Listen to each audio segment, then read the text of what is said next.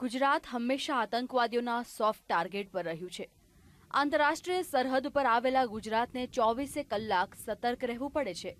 તેમાંય 26/11ના હુમલા બાદ ગુજરાતનું કોસ્ટગાર્ડ વધુ ચોક્કસ થઈ ગયું છે.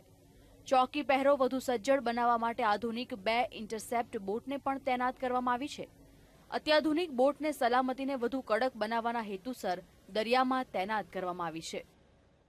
500 नॉटिकल माइल तक ये चल सकती है और उसके बाद भी इसमें तेल बचा रहेगा. उसके अलावा 45 नॉट की स्पीड करेगी और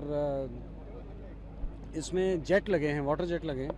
कुछ शिप प्रोपेलर के बने होते हैं, इसमें वाटर जेट लगा हुआ है जो बहुत ही एफिशिएंसी से जो है ऑपरेट करता है.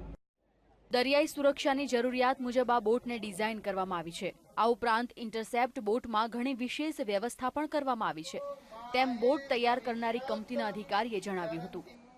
पूरा मैन्युफैक्चरिंग प्रोसेस टेक्नोलॉजी सब इन हाउस एल&टी ने डेवलप की है. कुछ भी किसी की भी बाहर की डिज़ाइन में या मैन्युफैक्चरिंग प्रोसेस में कोई हेल्प नहीं ली गई है और totally in house capability buildup है. ઇન્ડિયન કોસ્ટ ગાર્ડે આવી 54 બોટ્સના ઓર્ડર આપ્યા છે, જેમાંથી 19 જેટલી બોટ તૈનાત થઈ ગઈ છે. આગામી દિવસોમાં બાકીની બોટ પણ સુરક્ષામાં જ્યારે કાર્યરત થશે તો દુશ્મનોને કોઈ પણ અટકચાળું કરતા પહેલા 100 વાર વિચાર કરવો પડશે. કેમેરામેન મુકેશ શુક્લા સાથે Narendra Rathod, bureau report, VTV news, Surat.